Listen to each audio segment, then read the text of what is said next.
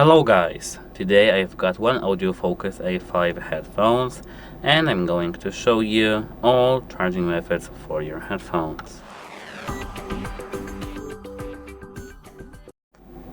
So, actually, how to charge our headphones?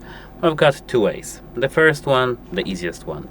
Plug the cable you are given in the box to the charging port anywhere.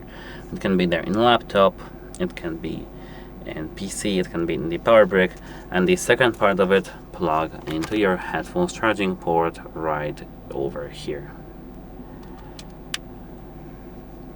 Now we've got it charging. This is the first way, but what about the second way? The second way is using actually your phone. Actually, it doesn't have to be your phone, it can be any device depending on the cable you've got. You can plug your USB Type-A cable to your laptop and now to your headphones. Actually, it depends, but our headphones support this also. The first part of your cable plug into your phone, and it can be everything, lightning cable, every cable. The second part, plug into your headphones charging port right here.